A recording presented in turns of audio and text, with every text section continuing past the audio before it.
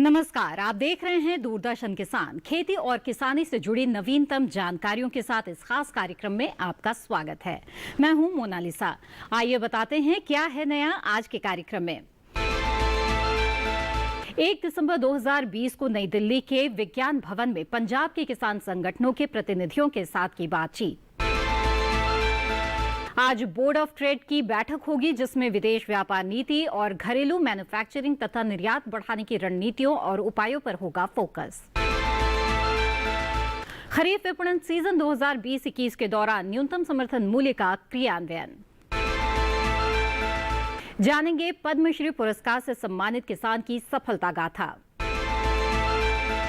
कृषि सुधार और समग्र विकास का आधार बनेंगे 3 नए कृषि कानून। आइए अब देखते हैं समाचार विस्तार से। 1 दिसंबर 2020 को नई दिल्ली के विज्ञान भवन में श्री नरेंद्र सिंह तोमर, श्री पीयूष गोयल और श्री सोम प्रकाश ने पंजाब के किसान संगठनों के प्रतिनिधियों के साथ बातचीत की और कृषि सुधार अधिनियमों के लाभ के बारे में भी समझाया। आइए देखते हैं इसी पर आधारित ये खास रिपोर्ट।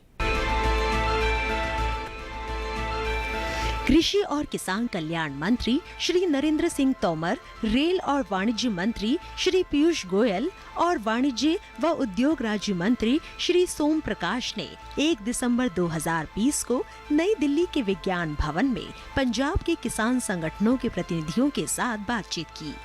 कृषि सुधार अधिनियमों से संबंधित विभिन्न मुद्दों पर चर्चा की गई और सौहार्दपूर्ण वातावरण में बातचीत हुई।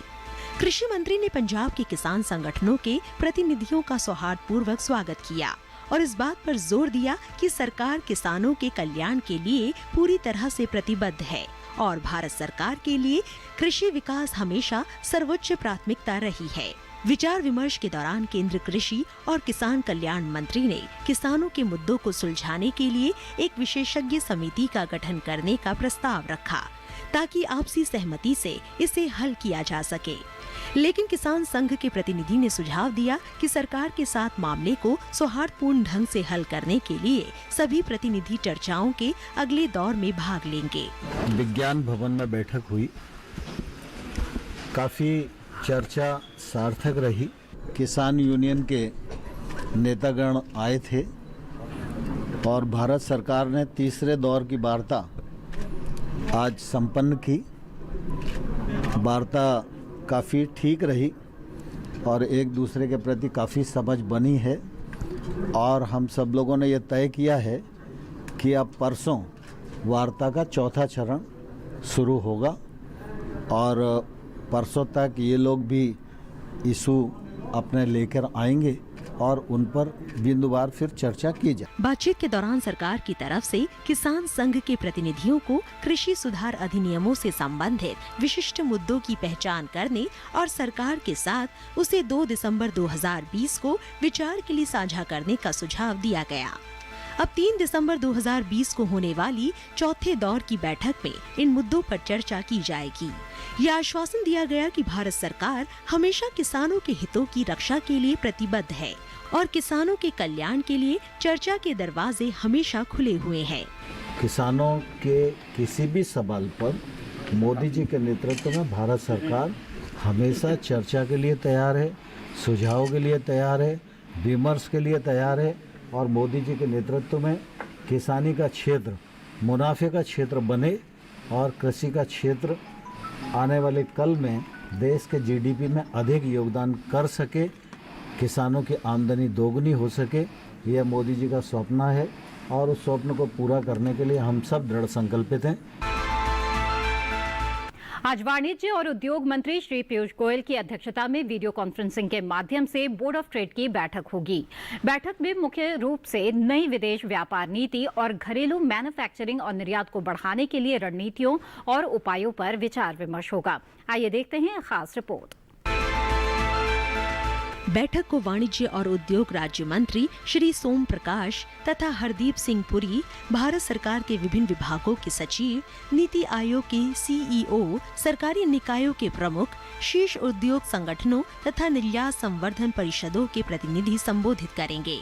बीओटी एक ऐसा मंच है जो व्यापार और उद्योग जगत के साथ विचार विमर्श तथा परामर्श का अवसर प्रदान करता है।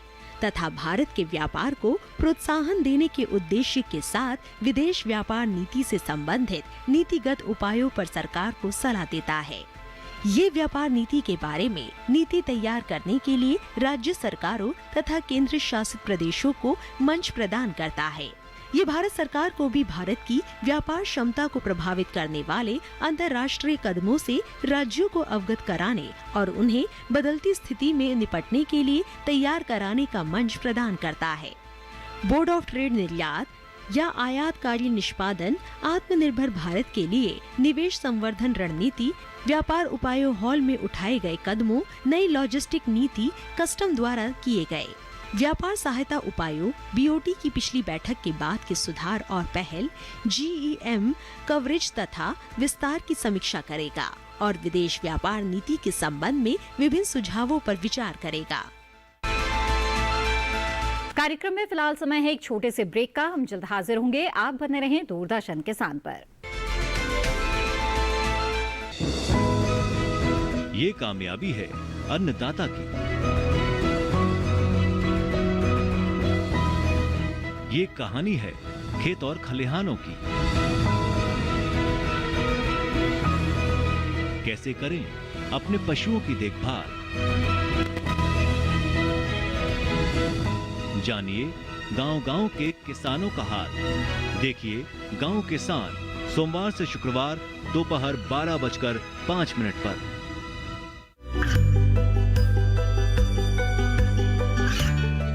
गांवों और पिछड़े क्षेत्रों में सरकारी योजनाओं की जानकारी पहुंचा। देश में कौशल और क्षमता विकास कर ग्रामीणों को सामाजिक बदलाव और विकास से जोड़ने की दूरदर्शन किसान की पहल चौपाल चर्चा देखें सोमवार से शुक्रवार सुबह 9 बजे। ब्रेक के बाद आप सभी का फिर से स्वागत है। मौजूदा खरीफ विपणन सीजन 2020-21 में सरकार अपनी मौजूदा न्यूनतम समर्थन मूल्य योजनाओं के अनुसार किसानों से MSP पर खरीफ 2020-21 फसलों को खरीदना जारी रखे हुए है। पंजाब, हरियाणा, उत्तर प्रदेश, तेलंगाना, उत्तराखंड, तमिलनाडु, चंडीगढ़, जम्मू और कश्मीर, केरल, गुजरात, आंध्र प्रदेश, ओडिशा और महाराष्ट्र में धान की खरीद सुचारू रूप से जारी है। आइए देखते हैं एक खास रिपोर्ट। इन राज्यों से पिछले वर्ष की 268.15 LMT की तुलना में इस साल 30 नवंबर 2020 तक 318 LMT धान की खरीद हुई, जो पिछले वर्ष की तुलना में 18.58% अधिक है। इस साल 318 LMT की कुल धान की खरीद में से अकेले पंजाब का योगदान 202.77 LMT है, जो कुल खरीद का 63.76% है। 60,038.68 करोड़ रुपए मूल्य के MSP के साथ खरीफ विपणन सीजन खरीद संचालन से लगभग 29,70,000 किसानों को फायदा हुआ है। राज्य के प्रस्ताव के आधार पर तमिलनाडु, कर्नाटक, महाराष्ट्र, तेलंगाना, गुजरात, हरियाणा, उत्तर प्रदेश, ओडिशा, राजस्थान और आंध्र प्रदेश राज्यों के लिए मूल्य समर्थन योजना के तहत खरीफ विपणन सीजन 2020 के 45.24 LMT दलहनों और तिलहनों की खरीद के लिए मंजूरी दी गई थी। आंध्र प्रदेश, कर्नाटक, तमिलनाडु और केरल राज्यों के लिए 1.23 LMT कोपरा की खरीद के लिए भी मंजूरी दी गई।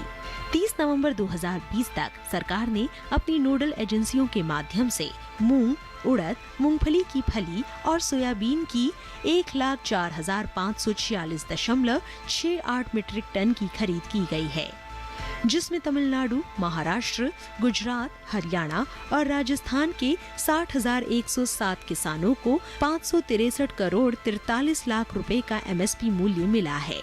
इसी प्रकार कर्नाटक में 52 करोड़ 40 लाख रुपए MSP मूल्य के 5,089 मीट्रिक टन कोपरा की खरीद की गई है, जिससे कर्नाटक और तमिलनाडु में 30 नवंबर 2020 तक 3,961 किसान लाभान्वित हुए हैं, जबकि पिछले वर्ष 293.34 मीट्रिक टन कोपरा खरीदा गया था। संबंधित केंद्र शासित प्रदेशों की सरकारें खरीद दलहन और तिलहन के संबंध में आवक के आधार पर संबंधित राज्यों द्वारा तय की गई तारीख से खरीद शुरू करने के लिए आवश्यक व्यवस्था कर रही है। पंजाब, हरियाणा, राजस्थान, मध्य प्रदेश, महाराष्ट्र, गुजरात, तेलंगाना, आंध्र प्रदेश, ओडिशा और कर्नाटक राज्यों में एमएसपी के तहत बीज कपास की खरीद का कार्य सुचारू रूप से चल रहा है। 30 नवंबर 2020 तक कपास की 29,09,242 गांठों की खरीद की गई है, जिसका मूल्य 8,515 करोड़ 53 लाख रुपए है और इससे 5,81,449 किसानों को लाभ हुआ है। आइए अब देखते हैं किसान की सफलता गाथा। पद्मश्री पुरस्कार से सम्मानित किसान के बारे में, जिनके प्रयासों को राष्ट्रीय स्तर पर मान्यता मिली। आज जानेंगे कृषि क्षेत्र में उनके योगदान और उनके जीवन पर कुछ खास बातें।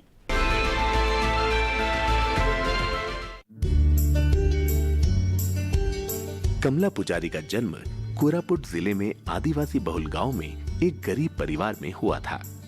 कमला का परिवार पारंपरिक खेती से जुड़ा हुआ था, जिसके कारण बचपन से ही ये खेतों की मिट्टी और बीजों के साथ खेलती हुई बड़ी हुई।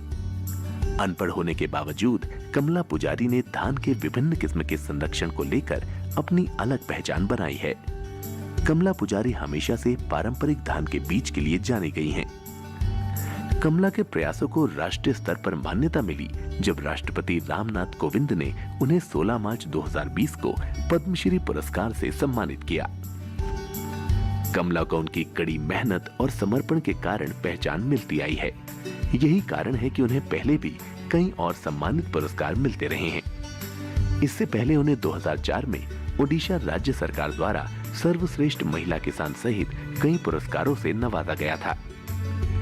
कमला हमेशा पारंपरिक खेती के लिए समर्पित रही हैं। इसके लिए ओडिशा के जयपुर में MS स्वामीनाथन रिसर्च फाउंडेशन से बुनियादी खेती की तकनीक भी सीखी। फाउंडेशन ने कमला को अपने गांव की कुछ अन्य महिलाओं के साथ एक बीज बैंक बनाने में भी मदद की। अपने प्रशिक्षण के समाप्त होने के बाद कमला ने अन्य लोगों और साथी किसानों को रासायनिक उर्वरकों का उपयोग बंद करने के लिए प्रोत्साहित किया। वो और कुछ साथी ग्रामीणों ने समूह बनाए और घर घर जाकर आसपास के गांवों में जैविक खेती के बारे में जागरूकता फैलाई। उनके प्रयासों के परिणाम स्वरूप पटपूत गांव और नवरंगपुर जिले के पड़ोसी गांवों में किसानों ने रासायनिक खाद छोड़ दी। MS स्वामीनाथन रिसर्च फाउंडेशन में परीक्षण समाप्त होने के बाद कमला जैविक खेती में जुट गई। कमला खुद तो जैविक खेती करती ही थी, साथ ही गांव के अन्य किसानों को भी रासायनिक उर्वरकों के उपयोग से होने वाले नुकसान के बारे में भी अवगत कराती थी। यही नहीं, रासायनिक उर्वरकों को खेती में इस्तेमाल न करने के लिए और बंद करने के लिए प्रोत्साहित भी करती थी।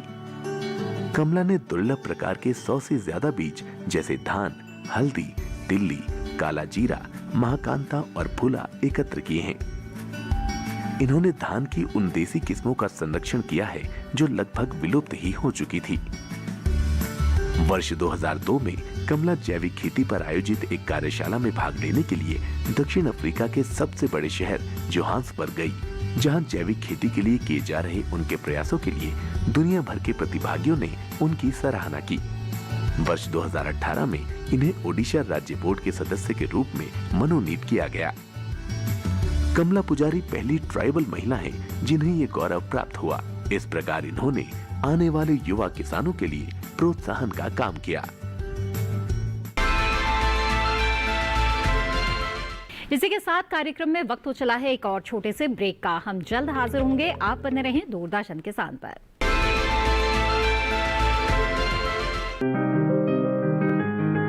बीमारियों से कैसे बचेगी फसल? मवेशियों की मुश्किलों का क्या है हल? कहां से लाएं बीज, कितनी लगेगी खाद? किसानों के हर फोन का विशेषज्ञ देंगे जवाब। देखिए हेलो किसान लाइव सोमवार से शुक्रवार शाम 6 बजे।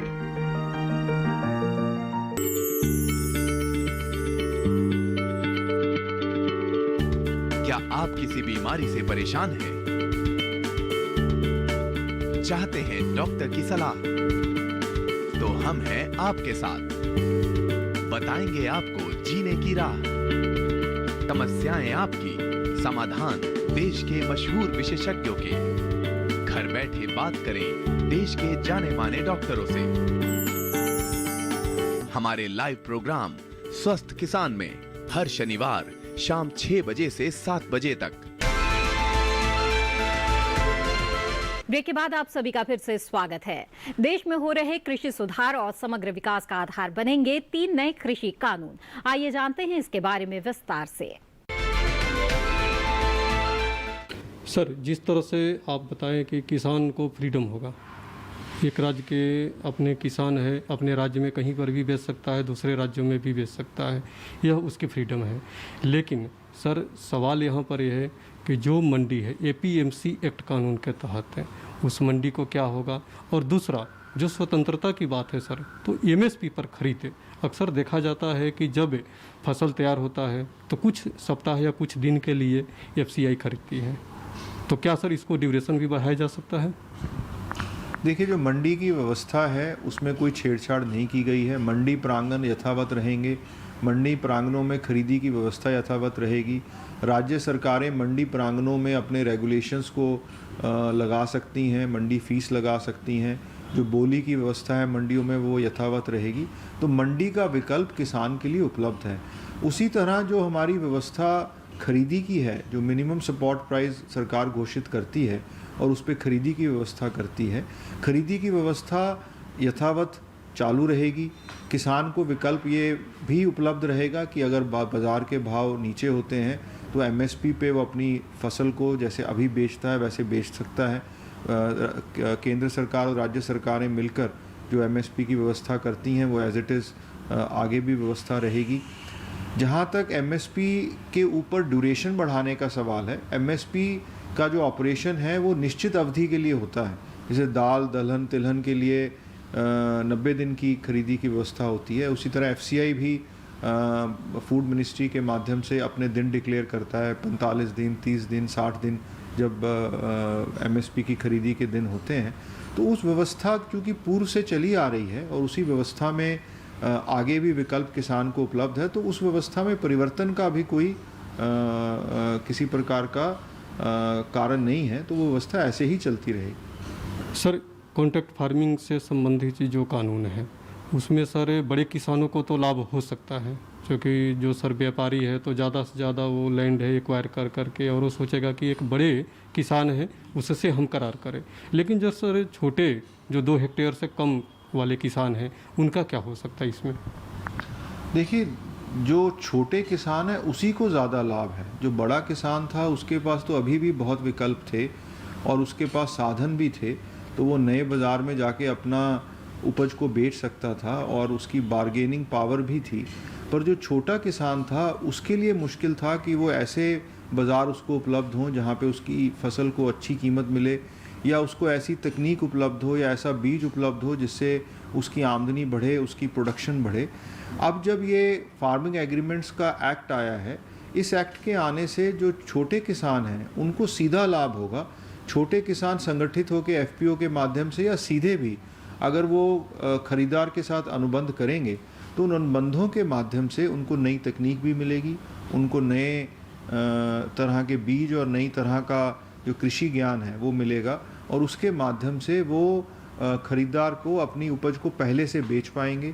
उनके पास ऐसी उपज वो उगा पाएंगे जिसमें उनको सरप्लस हो और जिनकी वैल्यू ऐसी हो जिसमें बहुत अधिक मूल्य उनको मिले। जैसे बहुत ऐसे प्रोड्यूस हैं जो अगर वो किसान को ज्ञान नहीं हो, एवोकाडो है या एक्सपोर्ट ओरिएंटेड कोई प्रोड्यूस है या अच्छी किस्म का केला है या अच्छी किस्म का आम है या अच्छी किस्म की सब्जियां हैं या अच्छे किस्म का अनाज है, कई चीज़ें ऐसी हैं जिनकी बाज़ार में प्रीमियम वैल्यू है, जैसे ऑर्गेनिक प्रोड्यूस है, तो छोटे किसान को तो बहुत बड़ा फ़ायदा होगा क्योंकि ख़रीदार उसको तकनीक देगा, उसको नई तरह का ज्ञान देगा और उस ज्ञान का लाभ लेके ये किसान ज़्यादा से ज़्यादा आमदनी थोड़ी ज़मीन पे भी कर सकेंगे। सर, APMC एक्ट के माध्यम से जैसे कहा जा रहा है कि मंडी कानून में सुधार से किसानों को ज़्यादा से ज़्यादा फायदा होगा, लेकिन सर कहीं किसी स्टेट में ऐसा भी देखा जाता है कि APMC एक्ट के माध्यम से मंडियां नहीं है, रेगुलेट नहीं हो रही है, तो वहाँ के किसान कैसे सर लाभान्वित हो सकता है? देखिए, बिहार और केरला ऐसे राज्य हैं जिनमें पूर्व से ही APMC नहीं है। उन्होंने वहाँ पे केरला में कभी भी एपीएमसी की व्यवस्था नहीं थी और बिहार ने एपीएमसी की व्यवस्था समाप्त की थी। इन राज्यों में भी इसका लाभ इसलिए होगा कि अभी जो व्यवस्थाएं हैं उसमें संगठित व्यवस्थाएं कम हैं। जैसे ई ट्रेडिंग प्लेटफॉर्म अभी उपलब्ध नहीं है जितनी अच्छी व्यवस्था ई ट्रेडिंग की होनी चाहिए। वेयर हाउस पे, साइलो पे खरीदारी के लिए प्रॉपर कानून नहीं है। जो किसान वेयर हाउसिंग रिसीट के माध्यम से अपना स्टोर्ड प्रोड्यूस को बेच सकता है वो नए कानून के अंतर्गत है, जो पहले उसकी व्यवस्था नहीं थी। फिर जो इंटरस्टेट ट्रेड है, अगर बिहार का किसान महाराष्ट्र में जाके अपनी फसल बेचता है, महाराष्ट्र का व्यापारी बिहार से खरीदना चाहता है, पहले उस पर रिस्ट्रिक्शन थी क्योंकि महाराष्ट्र के एक्ट में उसके ऊपर दोबारा से टैक्स लग जाता था। तो उसके ऊपर जो महाराष्ट्र का किसान है उसको जाके बिहार में ख़रीदने में ज़्यादा टैक्स देना पड़ता था। अब अगर वो खरीदेगा और इस कानून के माध्यम से उसको सीधा खरीदारी का लाभ मिलेगा तो किसान सीधा अपनी उपज कहीं भी अपने देश भर में बेच पाएगा, जो पहले सिर्फ नज़दीक के व्यापारी को या नज़दीक के बाज़ार में बेच पाता था। तो उसका लाभ भी ऐसे राज्यों में होगा जहाँ पे एपीएमसी की व्यवस्था नहीं थी। तो ये दोनों ही तरह के राज्यों में लाभ होगा। जहाँ पे मंडी की व्यवस्था है, एपीएमसी की व्यवस्था है, वहाँ पे नए विकल्प मिल जाएंगे, एपीएमसी की व्यवस्था भी यथावत रहेगी। और जहाँ पे एपीएमसी की व्यवस्था नहीं थी वहाँ पे चूँकि नए विकल्प संगठित तौर पे मिलेंगे तो उससे भी किसान को बड़ा लाभ होगा और ख़ासकर जो इंटरस्टेट ट्रेड के बैरियर्स हटे हैं उसका लाभ किसान को होगा। अगर बिहार की, जैसे आपने सर बताया, केरला की बात किया, तो सर वहाँ पर एपीएमसी एक्ट के माध्यम से मंडियाँ नहीं हैं और ई ट्रेडिंग के माध्यम से भी ई नैम है, उसके माध्यम से भी लोगों के अवेयरनेस नहीं है, ज़्यादा जानकारी नहीं है। और इस तरह से अगर हम फ्री कर देते हैं तो फिर किस तरह से उनको फ़ायदा होगा? नहीं, ई नैम की व्यवस्था भी सिर्फ मंडियों में थी, तो इन राज्यों में ई नैम की व्यवस्था पहले नहीं थी। और ई नैम अकेला ई ट्रेडिंग प्लेटफॉर्म नहीं रहेगा, ट्रेडिंग प्लेटफॉर्म तो प्राइवेट भी आएंगे। ई नैम तो सरकारी ट्रेडिंग प्लेटफॉर्म था। तो क्या होगा कि नए एक्ट के आने से नई संभावनाएं बढ़ जाएंगी, जो मार्केटिंग की संभावनाएं हैं। तो उन राज्यों में जहाँ पे मंडियाँ नहीं हैं उनमें भी नए विकल्प किसानों को मिलेंगे, प्रतिस्पर्धा बढ़ेगी, तो उनको भी लाभ होगा। और जहाँ पे मंडियाँ हैं वहाँ पे तो लाभ होगा ही, क्योंकि मंडियों की व्यवस्था को छेड़ा नहीं गया है, मंडियों में भी वो बेच सकता है और मंडी के बाहर की व्यवस्था अब सुदृढ़ हो जाएगी, विकल्प मिल जाएंगे। तो दोनों तरह के राज्यों में इसका लाभ होगा। सर, एसेंशियल कमोडिटी एक्ट के माध्यम से जिस तरह से अमेंडमेंट उसमें किया गया है कि अब जो स्टॉक लिमिट्स है उसको हटा दिया जाएगा, तो सर क्या उसको कालाबाजारी बढ़ने की संभावना है या किसानों की इससे फ़ायदा हो सकता है? देखिए, इसका किसानों को ही सीधा फ़ायदा होगा। जो एसेंशियल कमोडिटीज़ एक्ट जिस समय रिस्ट्रिक्शंस लगाई गई थी उस समय भारत में जो एग्रीकल्चर प्रोड्यूस थी उसकी शॉर्टेज थी, तो वो जो परिपेक्ष था वो अलग था। अब जो है हम सरप्लस इकॉनमी में हैं, हमारे पास हर चीज़ की अधिक मात्रा है, जितनी हमारी कंजम्पशन है उससे ज़्यादा हमारे पास प्रोड्यूस है। तो ब्लैक मार्केटिंग तो उस प्रोड्यूस की होती है जिसकी शॉर्टेज हो। तो इस तरह की जो अवधारणा है वो ख़त्म हो चुकी है भारत के बाज़ार में। अब तो हमें रिंग की ऐसी इमरजेंसी की शिकायत आती है तो केंद्र सरकार अभी भी उसमें रिस्ट्रिक्शन लगा सकती है, पर सामान्यतः रिस्ट्रिक्शन नहीं रहेगी। और जो किसान को लाभ होना है, जैसे मैंने पहले बताया कि एक व्यापारी है, उसको मालूम है कि वो 100 क्विंटल से ज़्यादा नहीं खरीद सकता अगर ऐसा कानून में प्रावधान है। अब उसके पास साधन है, वो ज़्यादा खरीदना चाहता है, बाज़ार में आना चाहता है, पर चूंकि स्टॉक की रिस्ट्रिक्शन है वो बाज़ार में नहीं आ पाता। तो उतना व्यापारी बाज़ार से कम हो गया तो उतनी प्रतिस्पर्धा कम हो गई। जब प्रतिस्पर्धा कम हुई तो किसान के जो ग्राहक हैं, जो खरीदने वाले हैं, वो कम हुए तो उसकी जो बोली लगी या उसको खरीदने वाले जब खरीदने के लिए आए तो मांग कम होने से भाव कम हो जाते हैं। पर आज की तारीख में अगर कोई रिस्ट्रिक्शन नहीं है और सभी तरह के व्यापारी खरीदारी में हैं, उनको ये डर नहीं है कि इसके बाद मैं नहीं खरीद सकता, तो खरीदार बढ़ेंगे। और अगर खरीदार बढ़ेंगे तो प्रतिस्पर्धा बढ़ेगी, कंपटीशन बढ़ेगा, और कंपटीशन बढ़ेगा तो किसान की उपज की कीमत बढ़ेगी, और किसान की उपज की कीमत बढ़ेगी तो किसान को उसका लाभ होगा। तो हर तरह से किसान को कंपटीशन से लाभ होता है। तो जितनी रिस्ट्रिक्शंस हटती हैं, जितना रेगुलेशन कम होगा, उतना ही लाभ सीधा किसान को मिलेगा। जैसा कि विवेक अग्रवाल जी ने बताया कि कृषि कानून जिस तरह से पारित किया गया उसमें ख़ासतौर से अगर मंडी की हम बात करते हैं, कॉन्ट्रैक्ट फार्मिंग की बात करते हैं और एसेंशियल कमोडिटी एक्ट की बात करते हैं, इससे तीनों कानूनों से किसान को बहुत ही फ़ायदे होने वाला है। किसान ग्रामीण क्षेत्र में रह करके अपनी जो उत्पाद है वो कहीं पर भी बेच सकता है, ई ट्रेडिंग के माध्यम से और ख़ासतौर से मंडी के माध्यम से भी जा कर के, और जहाँ पर भी EPMC एक्ट के माध्यम से जो मंडियाँ हैं उसमें टैक्स देने की आवश्यकता नहीं है, जिससे किसानों को अतिरिक्त फ़ायदा होगा। और यह जो कानून है इससे खास तौर से जो प्रधानमंत्री जी का सपना है कि 2022 तक किसानों की इनकम को डबल करना है, उसमें खास तौर से यह मददगार साबित होगा। आज के इस खास कार्यक्रम में बस इतना ही। मुझे दीजिए इजाजत। आप बने रहें दूरदर्शन किसान पर। नमस्कार।